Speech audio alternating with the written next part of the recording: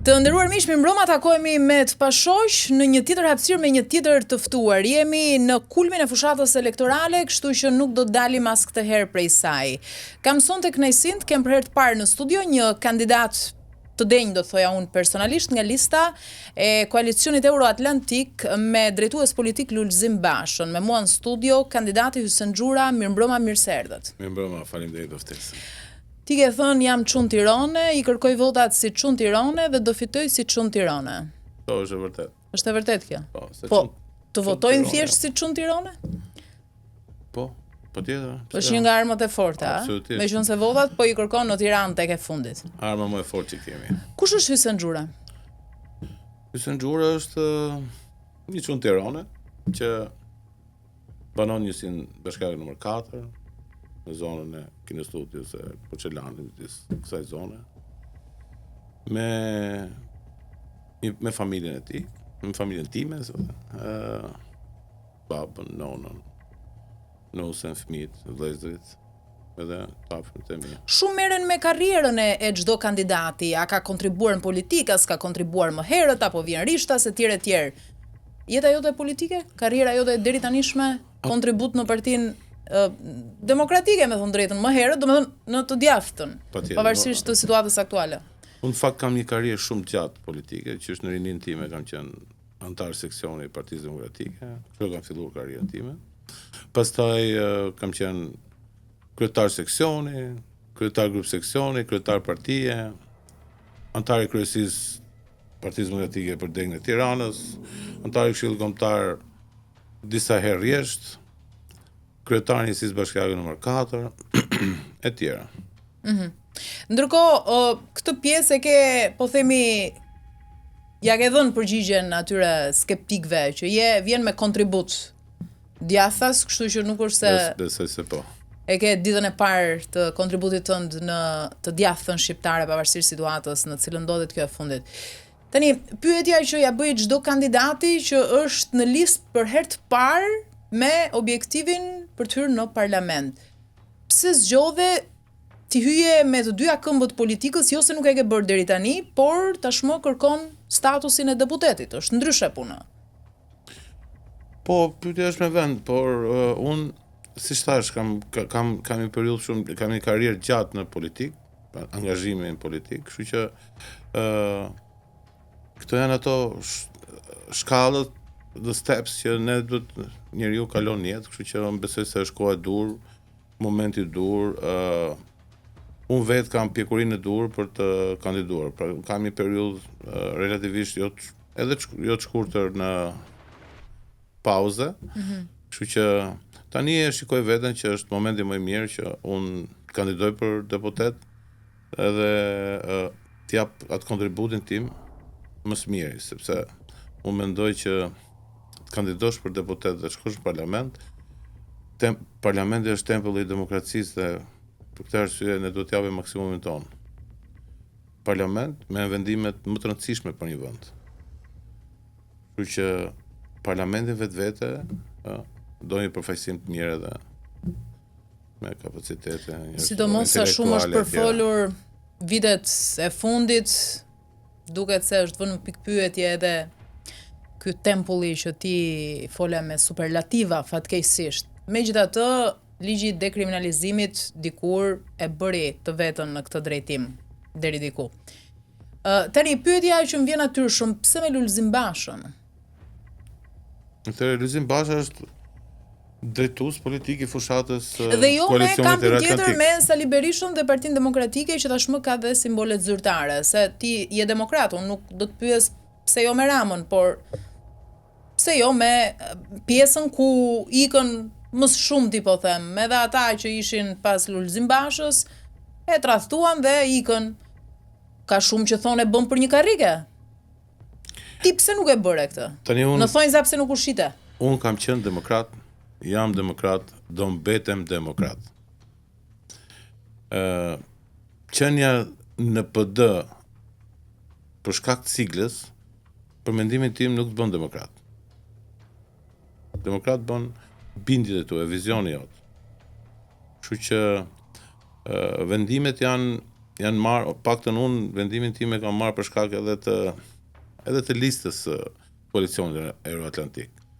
Sinqerisht kur kam u lumtuar kam parë sepse kush janë ata që po themi janë kandidat mundshëm.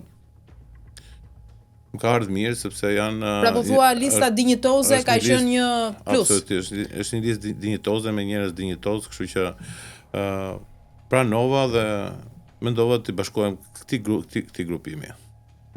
Ndërsa për hir të vërtetës është për të ardhur keq që në listat e Partisë Demokratike në këtë moment ka kandidat që nuk janë të Partisë Demokratike. Kështu që nuk i përkasin Partisë Demokratike. Ti personalisht ke vit kuqe Sali Berishën për të refuzuar Partinë Demokratike apo më shumë se kaq? Shiko, unë nuk kam vit kuqe. Sepse shumë edhe nga lista juaj e Koalicionit Euroatlantik më kanë deklaruar në këtë studio që vija kuqe mbetet Sali Berisha. Se unë kam pasur këtu Oriela Pampurin, Shemsi Premçin e tjerë. Për ty mbetet kjo apo jo vetëm kjo? Mendimet janë personale, po për mua nuk ka vit kuqe një personi. Jo, në sensin që nuk do bashkoheshe kur, nuk do bashkëpunoje kur, apo s'ka kur në politik. Kuqe imja është kjo, që unë dua që të jem pjesë e një liste ku përfaqësojnë, e gjithë listat përfaqësojnë demokratët e vërtet. Sa kosta ofron Berisha po thua, ti bëre zgjedhjen tënde, po. Ata që themeluan Partinë Demokratike, se kjo ka shumë rëndësi, qendrëstarët e Partisë Demokratike nga 91-shi, pra unë jam antar i Partisë Demokratike. Po qendrëstarët humbën rrugës, është ideja. Shumë pak kanë mbetur. Unë nuk besoj se kam humbur rrugën. Jo, ti personalisht. Personalisht besoj se nuk kam humbur rrugën. Kam luftuar gjithmonë për të mbrojtur idetë e mia, idealin tim, me qytetari, me punë, dhe jo me retorika nëpër media apo tani që në vitin e largët kur ti po i referohesh 90-s, ju e kërkonit Shqipërinë si gjithë Europa. Ky ishte ideali, slogani kryesor, thelbi së gjithë kësaj lufte e misioni, po sot Europën e premton kundërshtari juaj. Edi Rama garanton pasaportë europiane në 2027 për shqiptarët. Si të duket kjo? Shiko, është shumë e vërtet. Ne thonim në atë kohë e duam Shqipërinë si gjithë Europa, sepse ishim të bindur që ne jemi pjesë e Europës. Po themi. Po nuk ishim pjesë e Europës në të njëjtën kohë. Vetëm gjeografikisht jemi se. Patjetër, gjeografikisht. Kështu që tani kundërshtarë jonë, shiko, unë personalisht hy ke njerëzit që i njoh meritat e çdo qeverie. Pa ato që ka bërë mirë dhe ato që ka bërë keq. Po kjo nuk është merit e kundërshtarit ton politik, sot që Shqipëria pra është në prag të hyrjes në BE. Pavarësisht se unë nuk besoj që me këtë standard që ne kemi sot, pavarësisht retorikës për shkak të fushatës elektorale, pra unë nuk besoj se ne jemi gati. Ndërsa për sa i përket gjeopolitikës, për hir të disa problemeve që sot bota, Evropa dhe bota ka, ndoshta mund të mbyllen sy dhe i vesh, edhe mund ta pranojnë, por ne nuk jemi gati. Dhe Partia Demokratike ka shumë merita për këtë ditë. Po thua për pandarësimin NATO, liberalizimin e vizave. Patjetër. Nuk mund t'ja mohojmë Partisë Demokratike. Dhe shpesh bëhet pyetja pse me Lulzim Bashën, por ironi të fatit Lulzim Basha është ai që ka qenë në kryet atyre dikastereve që ka udhëheq këto procese. Po, është vërtet kjo. Kështu që edhe këto do t'ja mohojmë Lulzim Bashës. Sa ai trumbeton edhe vetë në fushatë elektorale këto arritje të dikursh. Këto ja ka bërë qartë edhe Sali Berisha, qytetarëve shqiptarë dhe demokratë dhe dikur, kështu që po është në këtë moment disa video fshihen ose nuk pasqyrohen. Tani po e vërteta është më kokfort se shumë kush në këtë fushat ka qenë nxehtësa është nuk po fokusohet më sa duhet tek programi që është thelbi dhe kryefjala besoj unë e një fushatë elektorale, sepse qytetarët për këtë kanë interes. Llogjet e Kavajës pastaj nuk kanë interes. Megjithatë, këto të dytat po bëhen për ditë, ky lloj stili po na ndjek, një lloj stili alla tallavaj fushatës dhe po humbasin vëmendjen nga programi. Ti fole për një listë dinjitoze të koalicionit Euroatlantiku edhe ti bën pjesë. Po programin. Absolutisht. Ne kemi programin më të mirë dhe kemi dhe prandaj them që shiko. Programi i koalicionit Euroatlantik dhe lista e kandidatëve të koalicionit Euroatlantik janë më të mirat sot për sot në këto zgjedhje në gjitha gjithë spektrin politik shqiptar. Kështu që kjo më jep bindje dhe kjo më jep më tepër siguri që ne shpresoj që shqiptarët ta vlerësojnë këtë dhe të na votojnë. Sikurse ju thatë se më vodhët një shprehje, ose më morën një shprehje, më thon.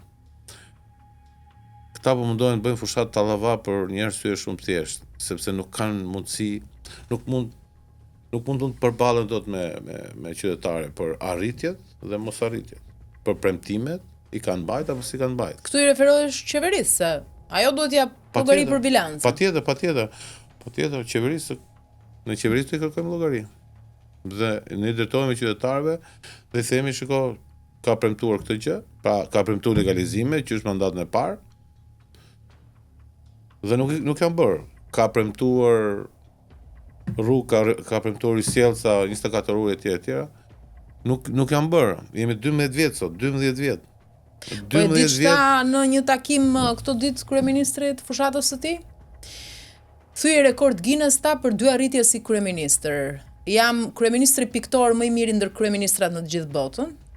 Dhe që nga viti i largët 1912 të gjithë udhëheqësitë së bashkut marra, të llogarisësh të gjitha investimet që kanë bërë nëpër rrugë, nuk ma kalojnë dot mua, tham. Këtë janë si puna sa shprehjes si u tha çfarë llogje Kavaja, asnjë gjë më shumë se kaq. Pra, nëpërmjet llogjeve të Kavajës, këto duan pra qeveria dhe kryeministri do të shmangi vëmendjen ndaj dhënies llogari për gjitha ato. Pra mbulon realitetin me propagandën. Absolutisht. Ndërkohë, tek programi u thatë që kemi programin më të mirë krahasuar me gjithë kundërshtarët tanë në këtë garë.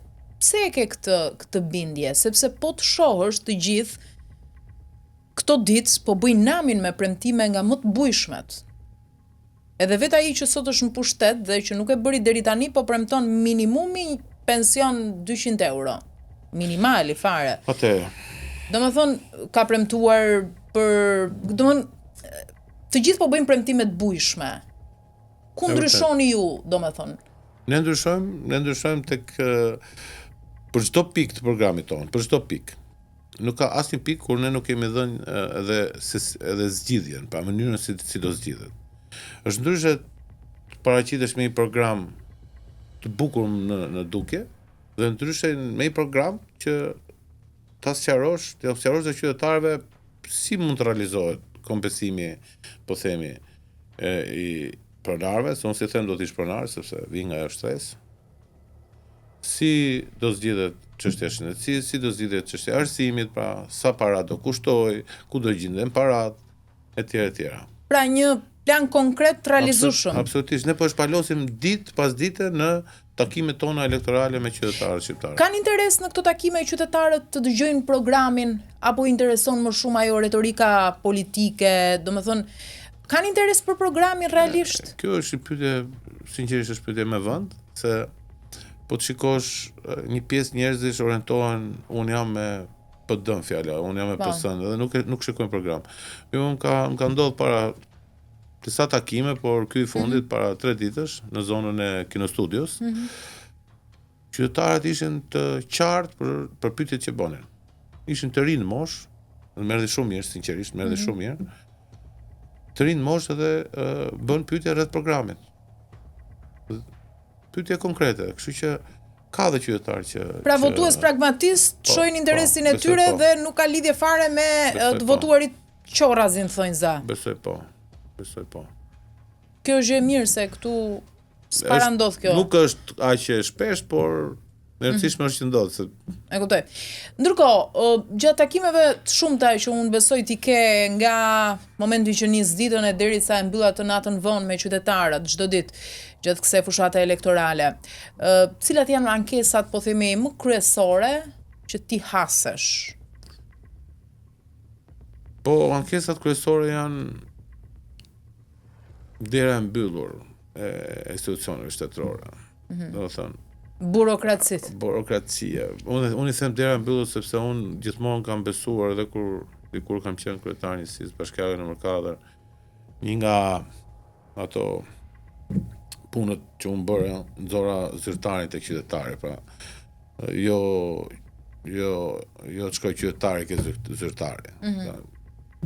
Dhe nuk e kanë të lehtë të aksesojnë, po themi, asnjë lloj shërbimi. Duke përfshirë dhe e-Albanian, por jo çdo problem zgjidhet nëpërmjet e-Albanias. Kështu që këto janë legalizimet, janë infrastruktura në tërësi, shkolla, shëndetësia, probleme pafund. Shiko, e di pse shqiptarët, se pyetja shtrohet, pse po ikin shqiptarët? Se ne dëgjojmë qeverinë që thotë kemi bërë këtë, kemi bërë këtë, pa meritojmë. Ti do thuash kur ke qeverisur kaq mirë pse kanë ikur në mas? Atëherë pse po ikin shqiptarët? Sipas teje pse kanë ikur? Meqense ke edhe eksperiencë në këtë drejtim. Dhe pse dita ditës duan të ikin? Pse? Nuk po themi pse kanë ikë. Po pse dhe dita ditës mund të ikin, sepse jemi në 2025 dhe duke qenë në 2025. Edhe të ikin shqiptarët duan të ikin nga vendi, kjo ka një problem këtu.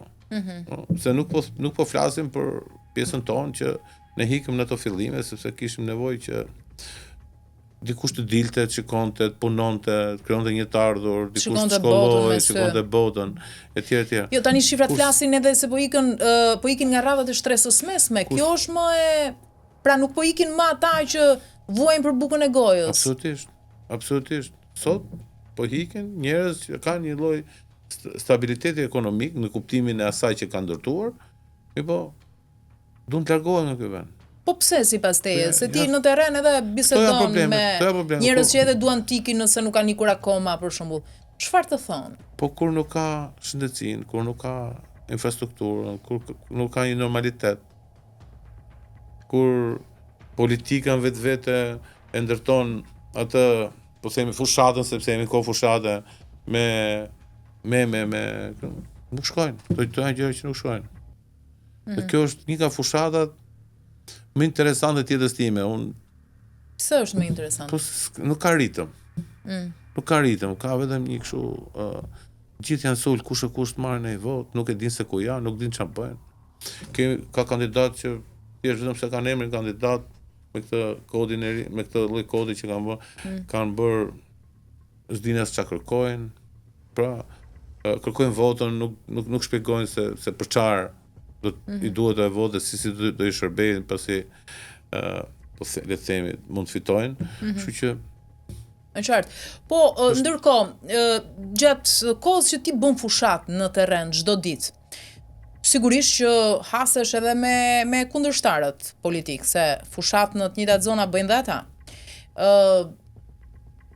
Vëre momente apo raste të dyshimta, pra po bëhet një fushat e drejtë sipas teje, apo po përfshihen element, se di, ndoshta mazhoranca për shembull ka më shumë akses për të përfshirë element, se di, në një takim të çojë njerëz të administratës etj. Pra hasni të ashtu quajturat krime zgjedhore në terren, meqense jemi në një kohë kur edhe SPAK është hedhur në aksion pikërisht për këtë. Shiko, jo unë, po cili do nga ne, aty ku jeton, ku banon, e shikon që në një takim elektoral, po të marrësh, shikosh makinat, gjysma aty ose më shumë se gjysma janë makinat të regjistruara në shtet, kështu që të administratës. Absolutisht. Edhe punonjës të administratës, kështu që nuk ka tjerë njerëz, po themi, që janë terren ose nëpër takime elektorale që janë mediatike. Nëse media shkojnë, xhirojnë, filmojnë parkingun edhe personat që janë takime elektoral, ose janë vëllezërit, motrat, gratë, fëmijët e personave që punojnë në shtet, në një institucion shtetëror. Kështu që edhe qytetarët po të shkosh ti takosh pa kamera, thonë aman, unë besoj ke ty, do t'jap votën, po mos ta morë vesh që unë po të votoj ty. Kanë frikë. Absolutisht po. Ku do po të shkosh, bisedosh, aman, se ka marrë kredi, thot, but, thot, edhe në rast se me që nga puna, përse s'ka mundësi të paguaj kredin. Pa, është një lloj situata që unë shpresoj se shqiptarët ti thua që qytetarët nuk janë të lirë të shprehin vullnetin e tyre lirisht, për shumë arsye që mund t'i kushtëzojnë. Na duhet dhe shumë vite, të shkojmë aty ku duhet shkojmë. E kuptoj, pra në këtë drejtim. Meqense po flasim për krime zgjedhore, besoni ju se jeni një nga të paktët që si forcë politike, jo vetëm personalisht, që mbështesni SPAK-un pa kushte. Hyrja e tij në lojë këtë herë për garën e 11 majit, referuar parandalimin dhe goditjes krimeve zgjedhore para dhe gjatë procesit zgjedhor, do të prodhoj diçka sipas jush apo Atëherë ne, një nga kushtet që ne po them kemi, që është në momentin e kandidimit, ishte suport SPAK-ut pa kushte. Maksimal. Pra ky është kriteri pa negociueshëm. Ky është kriteri pa negociueshëm. Unë absolutisht edhe për shkak se e kam si edhe unë një kriter të pa negociueshëm. E pranova. Kështu që unë mendoj që në këto zgjedhje, ndërhyrja e SPAK-ut, institucioneve zbatuese që janë në këtë monitorim, pa monitorin terrenin, ka dhënë një efekt të jashtëzakonshëm, krahasimisht me zgjedhjet më parshme. Kjo është evidente. Kanë gjallur pak frikë, po thua dhe po ruhen më shumë. Vetëm frika SPAK-ut, se për gjë tjetër. Do të kishin paktën me frikë. Frika ruan mbreshtin, thot populli. Nuk do ishim sot me një lloj pritshmërie për një rezultat të mirë. Në rast se do kishte qenë situatë tjetër, unë po të them edhe personalisht që nuk do ta mendoja këtë rezultat që paramendoj tani. E ke menduar ndonjëherë që një rezultat që do të prodhohet më 11 maj, jo në rang personal, por të koalicionit tuaj, mund t'ju bëj që publikisht pastaj të mos e pranoni duke kontestuar me argumentin që tashmë kemi vite që e dëgjojmë, vjedhja e zgjedhjeve, ndërhyrja, deformimi i rezultatit para dhe gjatë procesit në 1001 forma nga të gjithë pa përjashtima apo ata në qeveri. Domethënë, a besoni ju me pak fjalë në një proces të lirë zgjedhor? Unë fola deri tani. Se çfarë do ndodhi këtë kohë, këtë periudhë kohë, 3 javë gati, të nuk di t'ju them. Por di t'ju them që ne jemi të vëmendshëm. Personalisht ju jeni nga ata që pranoni humbjen apo kontestoni? Në qoftë se humbja është, pa unë nuk kam fakte dhe prova për të vërtetuar që është cënu vota apo ku diun se. Po mirë, ju procesin tuaj do ta monitoroni me njerëzit tuaj. Absolutisht do ta pranoj. Po. Absolutisht do e pranoj. Siç kënaqemi me fitoren, do pranojmë dhe humbjen, kështu që. Si ke pritshmëritë? Garë është kjo. Patjetër. Si ke pritshmëritë? Pritshmëritë unë jam dhe mirë. Jam shumë mirë. Je mirë sepse ke një avantazh, besoj unë, po dhe ti e beson, kam përshtypjen që je në zonën tënde, në atë që ke kontribuar për vite, apo? Absolutisht. Kështu që këtë e ke avantazh. Ajo që unë më bën ndje mirë është unë jam kandidat për deputet në qarkun e Tiranës. Mirë po, duke pas një eksperiencë si kryetari i SIS bashkiake numër 4 dhe unë kam qenë aty pjesë e halleve të aty në njerëzve. Domethënë i kam taku ditën, natën, në shtëpiat e veta, në zyrë, në rrugë. Pra kam qenë gjatë gjithë kohës 24 në pranë tyre. Sepse ajo ishte edhe detyra ime praktikisht.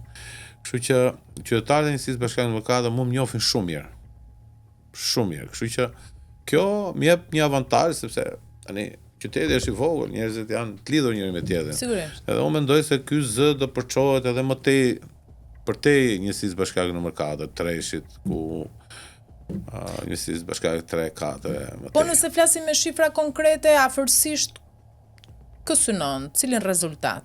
Apo nuk preferon të flasësh me... Unë nuk preferoj të flas me shifra, por di një gjë që jam shumë mirë me shifra. Kështu që je besim plot për të shkuar, për të shkelur për herë të parë në parlament. Shpresojmë. Nëse gjithë do punojnë mirë edhe për shkak të kodit, edhe të sistemit, kërkohet edhe mbështetja e gjithë grupit. Ndihesh mirë që jeni ndryshe nga të tjerët, ju jeni të gjithë të ekspozuar në thonjza ndaj rrezikut që sjell lista e hapur. Ndihesh mirë për këtë sepse kjo ka dy anë të së njëjtës medalje.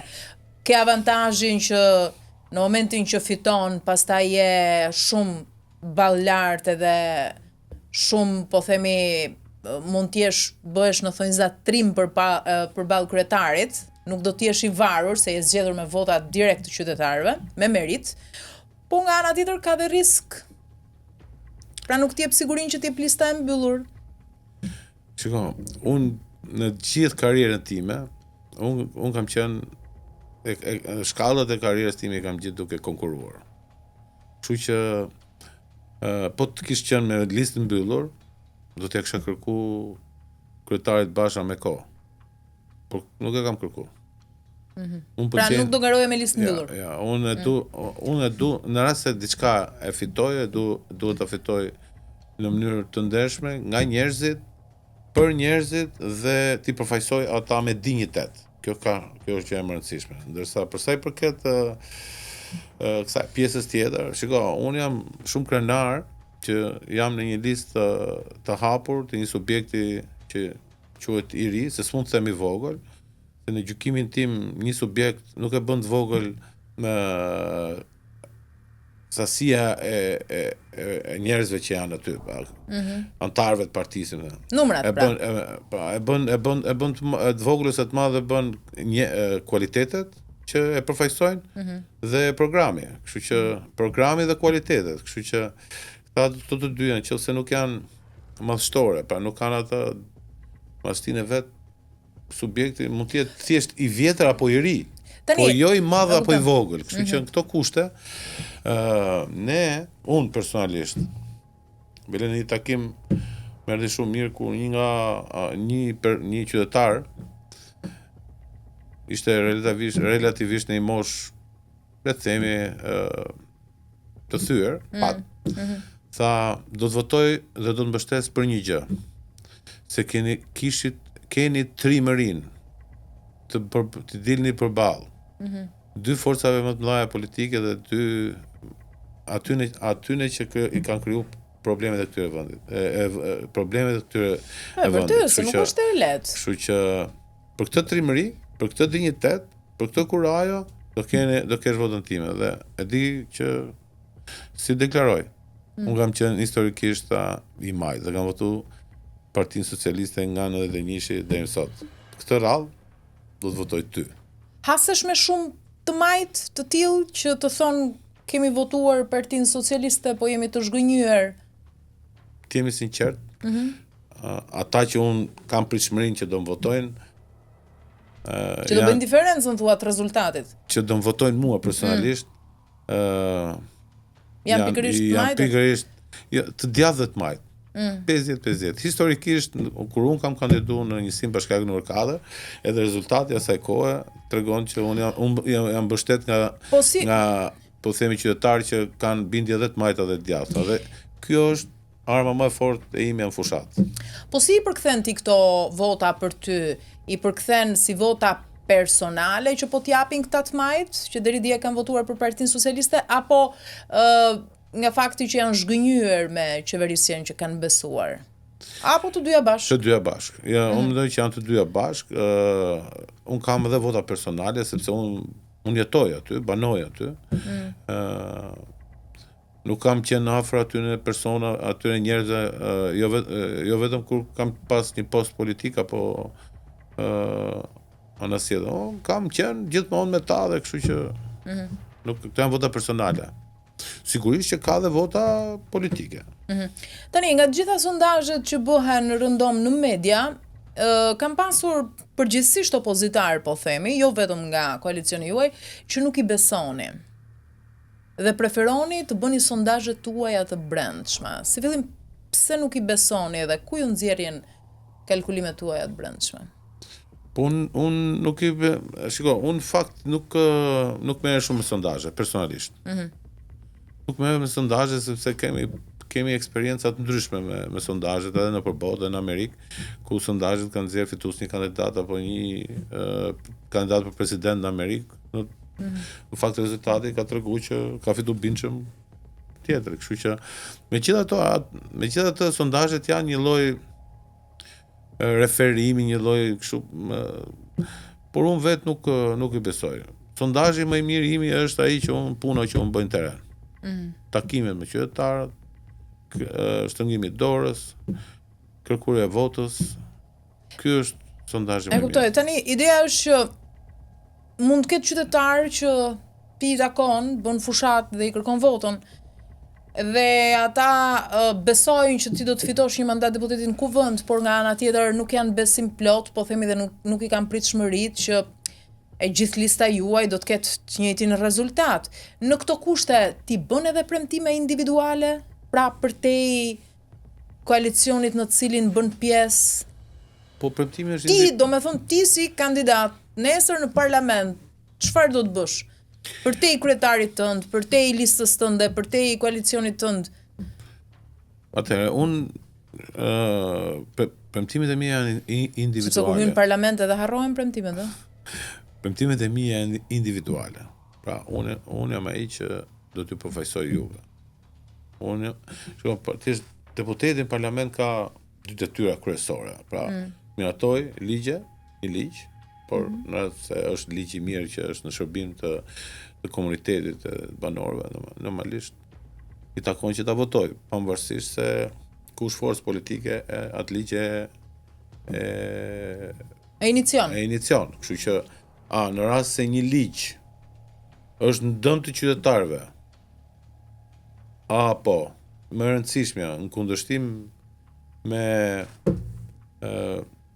fjalën e Zotit, unë nuk e votoj, kështu që Pra ti nuk është se bën kompromis me kryetarin, nuk do jesh ai që rreshtohet në sinkron plot me kryetarin siç kemi parë gjithmonë se s'para ka nga ata deputet që dalin nga rreshti ose më saktë të pakt janë. Shiko, unë jam këtu për t'i dhënë shansin qytetarëve shqiptar ose të qarkut Tiranës që të shohin një deputet që dali me dinjitet dhe thot ky ligj vlen për qytetarët dhe unë do ta votoj sepse kjo është për këtë arsye qytetarët e qarkut Tiranës më kanë sjell edhe Do apo s'do kryetari. Do apo s'do kryetari.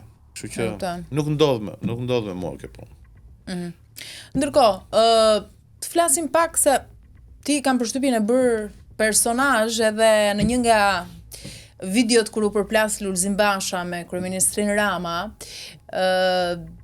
kryeministri përmendi emrin tënd, ndoshta I referoi një këngë të një raperi etj.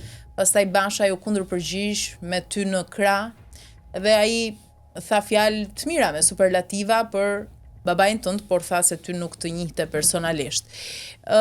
Do na tregosh pak si janë këto prapaskenat e këtyre videove pikante të retorikës përplasjes në thonjza Basha Rama në rrjetet sociale që kanë nisur prej kohësh? Tani, unë të jemi sinqert, atë nuk këto prapaskenat nuk I di. Unë di që kryeministri, zoti Rama e njeh shumë mirë babën tim. Ka një marrëdhënie shumë tjetër për shumë kohësh. Kështu që e di që ka shumë respekt për babën tim. Edhe sigurisht në aspektin njerëzor. Ka qenë I vërtet në ato fjalë pra. Në aspektin njerëzor e vlerësoj, edhe për mënyrën si foli. Kurse për njohjen bashk e di dhe ai edhe unë. Të ka ndodhur që ti je shijoshur ndonjëherë në këto vite të qeverisjes Majt nga pushteti për të kontribuar Majtas, se ka raste të tilla plot. Në momentin që ata e vlerësojnë dikë, duan ta joshin ta kenë mesin e tyre, pse jo? Kjo është praktikë që e bëjnë gjithë. Unë kam një parim një. Që ti nuk je tunduar këtë e dim nëse nuk do ishe këtu sot, po. Unë I qëndroj parimit tim. Sigurisht që në rast se mund të kishte ndodhur që të krijojë një forcë politike, po themi siç është edhe koalicioni Euroatlantik me një grup njerëzish që intelektualësh që realisht duan të bëjnë diçka për vendin. Kurse me koalicionin Euroatlantik mund të kisha bërë dhe në lëvizje, po brenda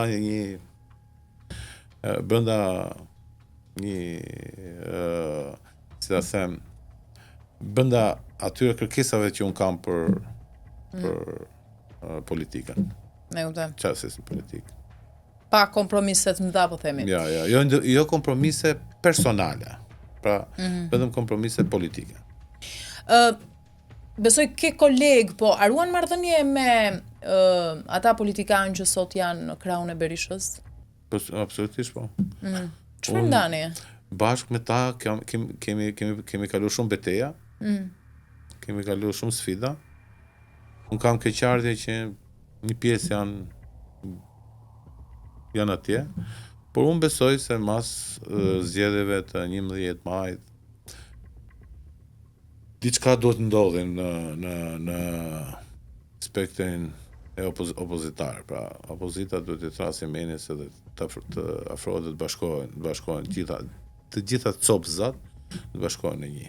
Po kur thua këtë, si e ke pritshmërinë ti të 11 majit që po thua këtë? Ti që ke i sigurt që opozita do të humbë? Dhe Rama do të marrë mandatin e 4, apo kjo s'ka nevojë për koment, sipas teje? Jo, ndoshta edhe fiton. Opozita? Patjetër. Po si do fitoj opozita, se ju jeni të ndarë? Të bashkoheni pas 11 majit? Një figurë ka Po si do shumë bashkoheni ju, shumë puzzle-a. Kur puzzle-at bashkohen, krijohet figura. Jo, jam shumë dakord dhe kjo do ishte më e mira e mundshme për gjithë, po. Shpresojmë. Jo. Dhe Duke qenë se Berisha dhe Basha, të dy e kanë bërë në thonjza non grata njëri tjetrin, si vijat kuqe, duket dhe vështirë kjo. Shiko, unë e thash dhe më parë. Apo nuk ka kurrë në politik? Nuk është puna, një parti politike nuk është një emër. Pra, Partia Demokratike i takon të gjithëve, më takon mu, i takon atit militantit, i takon atit kryetarit seksionit, i takon të gjithëve. Nuk i takon vetëm një personi. Pavarësisht se ka persona që janë influent për arsye të ndryshme të historisë partisë, kanë influencën e vet. Po partia ka një emër, quhet Partia Demokratike, nuk quhet Partia Berisha apo Partia Basha apo Partia X apo Partia Y. Prandaj quhet Partia Demokratike, dhe Partia Demokratike ka figura plot dhe ka shumë intelektual që duan Partinë Demokratike, duan opozitën, duan që opozita drejtojë vendin. Pavarësisht se për shkak të këtyre problematikave që janë krijuar, kjo Pra ti nuk e përjashton një bashkim të opozitës pas 11 majit, nuk e përjashton? Unë dëshiroj këtë. Mirë, po edhe e shes si të mundur, pra nuk është vetëm dëshirë. Dhe të garantoj një gjë që do bëj ç'është e mundur që kjo gjë të ndodhi. Sigurisht që nuk është në dorën time, po unë do jap atë kontributin tim. Po nëse Edi Rama merr. Dhe le t'ja lejm pastaj këtë gjë t'ja lejm demokratëve, opozitarëve që të zgjedhin se kush do jetë rruga më e mirë. E kuptoj. Por gjithmonë me votë. Po nëse Rama merr mandatin e 4 dhe opozita humb, çfarë duhet të ndodhë sipas teje? Çfarë duhet të bëjë këtë herë opozita, Partia Demokratike, Koalicioni Euroatlantik, a duhet të reformohen edhe një herë mes veti, të bashkohen, të lënë dasit? Mua më pyet që Rama do ketë një mandat 4, me sa takojmë dhe diskutojmë me njerëz, unë këtë gjë nuk e besoj. Edhe nuk e beson që mund të marrë mandatin e 4? Unë ja. Po si, nëse nuk e beson këtë, atëherë ti thuaj që do fitoj Partia Demokratike? Do ta shohim mas zgjedhjeve. Sepse këto janë ato dy forcat më të mëdha, megjithatë tani ka shumë nisma të reja. Me qëra fjala, si sheh këta të rinj që janë futur, sidomos këta që futen për herë të parë në këto zgjedhje? Duket se kanë fituar jo pak territor, apo kjo vjen nga që janë lodhur me të vjetrit shqiptarët edhe ndaj po marrin zë në këtë moment këta? Pikërisht kjo e fundit sapo thatë. Njerëzit po mundohen të gjejnë shpresë diku. Sepse po shikojnë njëjtat persona të dështuar, njëjtat kandidat për deputet. Këtë rrallë kandidon këtu, pastaj mbaron mandatin këtu, shkon në një zonë tjetër, Për shembull, edhe njerëzit po kërkojnë një dritë jeshile në fund tunelit.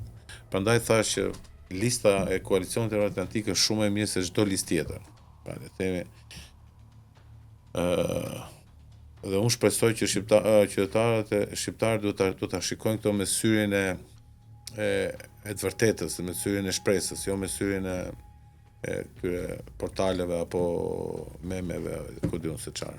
Po mirë, nëse është kështu që ti thua shqiptarët janë lodhur nga të vjetrit, për shembull, përmend këtu Ramon, Berishën, etj. Pse nuk i largojnë me vot, por kur vjen dita e votimeve, se këtu nuk është se ka zgjedhje, realisht, konfirmohen sërish këta. Pra, kanë arritur në një konkluzion shqiptarët që ne nuk i heqim dot, por vetëm kur t'ikim vetë. Po pse po të njëjtit njerëz, këto forca politike i rivendosin dhe nuk kanë alternativë tjetër. Kështu që shqiptarët po mundohen të shikojnë tani në një parti nga këto që për mendimin tim s'kan as program, as besueshmëri, as ka mënyra se si artikulohen. E ke për partitë e reja? Patjetër, për disa.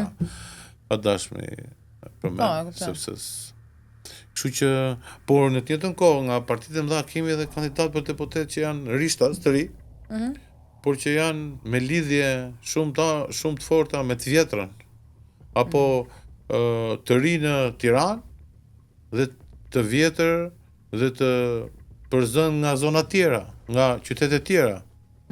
Kështu që edhe kjo është një problem vete, sepse paktën në njësinë 3 dhe 4 unë i njoh thuajse të gjithë kandidatët për deputet, thuajse, sepse ka dhe ca që nuk i njeh njëri. Edhe shikoj që banojnë në një X zonë Tiranës, zyrën e hapin Kënaqësia Bashkiake në Mërkadë. Shiko, si mundesh që ti s'ka hap zyrë ke lagja jote? Je kandidat për qarkun e Tiranës dhe nuk e hap zyrë në lagjen tënde. Pse ndodh kjo? Pse e bëjnë këtë?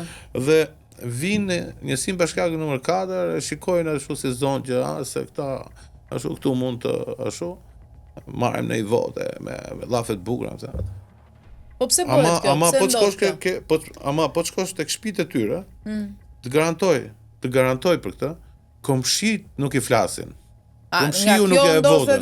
Komshiu nuk e votën. Pra, unë mendoj që edhe dëshiroj dhe i lutem elektoratit shqiptar.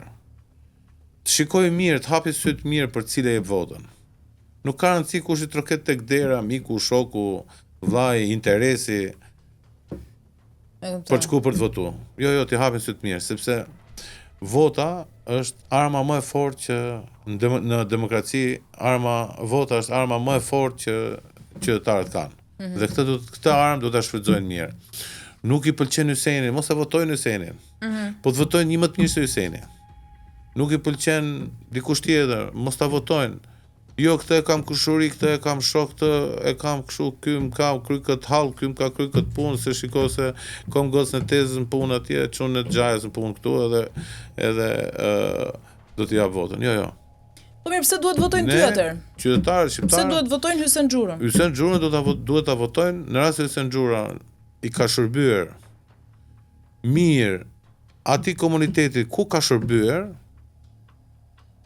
Patjetër që unë kam kurajën të rikandidoj dhe të kërkoj votën prap.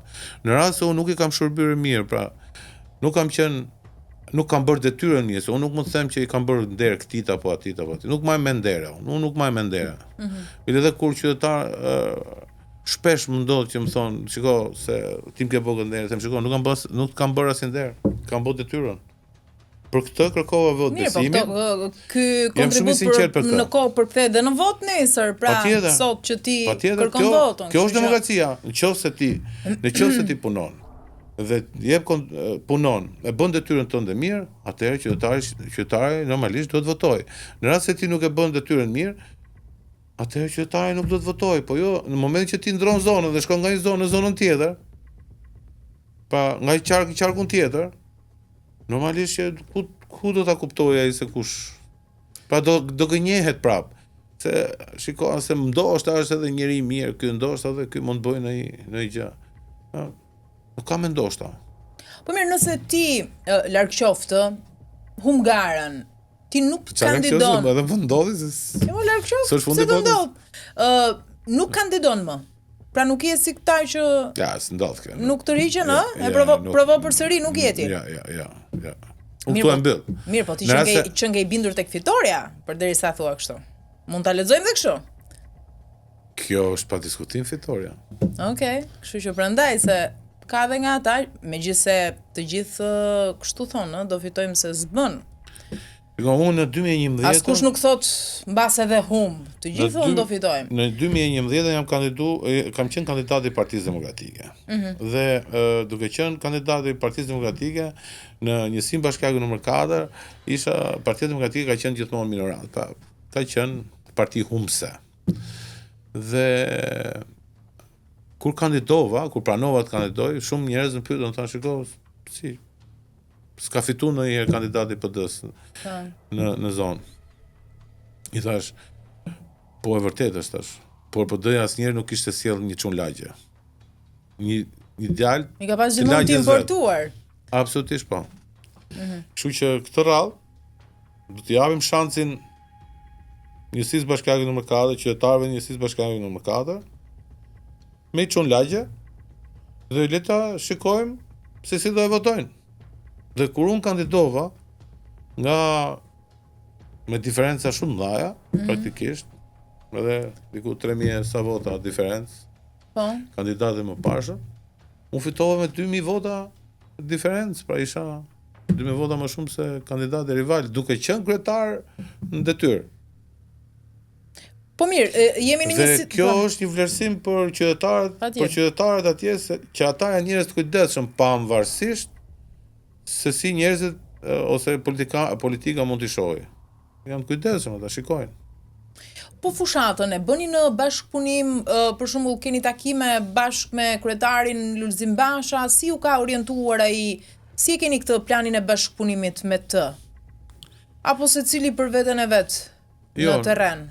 Jo, ka një zyrë koordinimi, por kur unë gjykoj ose ata gjykojnë që ne dalim bashkë, ne dalim bashkë. Mirë, se ti edhe në disa video pikante, për shembull tek ajo me kryeministrin po, ke edhe një video tjetër më duket që je me Lulzim Bashën tek Bilardo, apo? Po. Që emrin tënd thërret ai. Po. Je bërë pjesë e këtyre videove pikante, tani e di që këto kanë interes, kanë shikueshmëri, si me thonë, po janë ndjen lezetin këtyre. Kur apo të fton vetë Basha edhe Jo, kështu ka qellu. Megjithatë, kur ishte koalicioni Euroatlantik rashorti numër 4 kam qesh, se thash fitoria e Bashkisë Tiranës në 2011 erdhi nga njësia 4. Pa, një diferencë shumë e madhe, humbje. Zoti Basha fitoi me diku 270 vota plus, edhe unë me një numër më të madh se kuptohet, çon lagje. Dhe qesha. I thash prap, 4 do i zgjidhë punën në Tiranë më duket, i thash. E ke marrë këtë simbolik si fat? Kaq i thash. Kështu i thash, kështu që dhe po të shikosh gjatë kohës që ne kemi qenë në Bashkinë e Tiranës, 2 vite, sepse në 2011, 2013 pastaj u ndryshu pushteti, fillon ato sulmet edhe historirat ndryshoi. Ku ka pas shumë zhvillime, edhe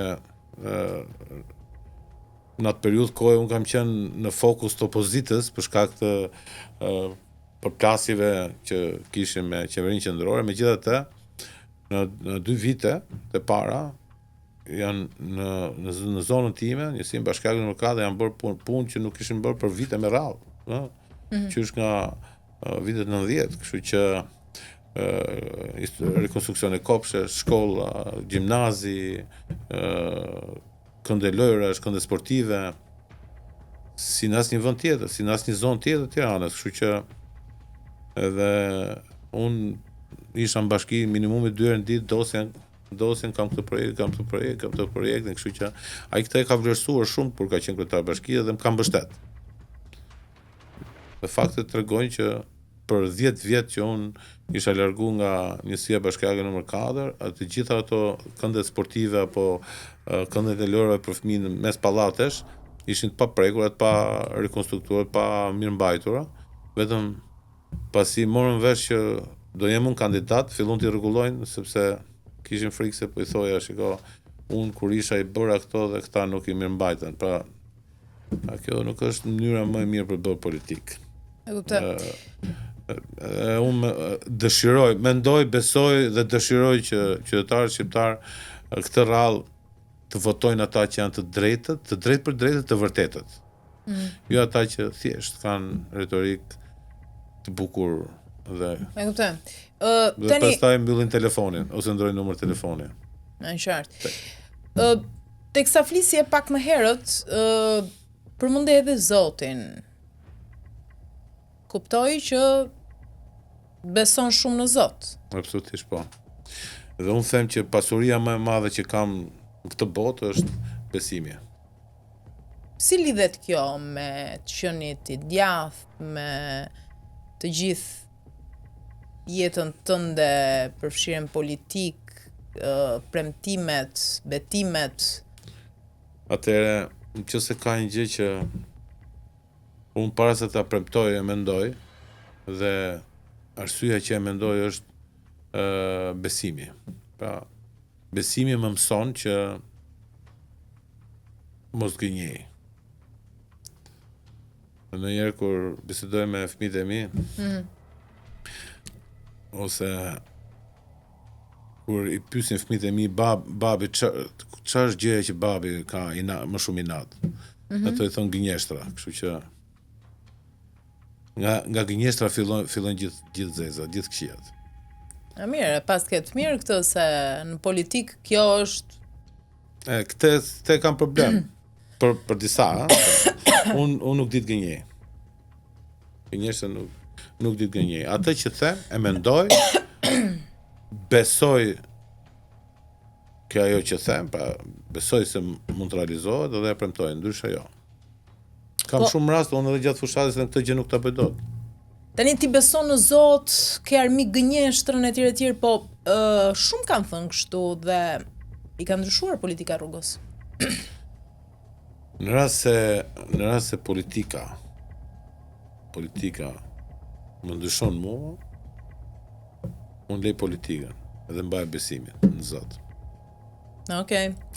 Shumë mirë që do futet me besimin e plot në parlament një individ I tillë, sepse Inshallah. Janë sa më pak njerëz që në politikën tonë që urrejnë gënjeshtrën, që nuk gënjejnë kurrë, që kanë frikë Zotin, kështu që sa më shumë të shohim kështu, më e mirë do bëhet gjithë skena politike, besoj unë. Unë them ta mbyllim me një mesazh të shkurtër për të gjithë elektoratin tënd se si duhet të votoj më 11 maj. Atëherë, elektorati I qarku Tiranës duhet të votoj mu për një arsye shumë thjeshtë.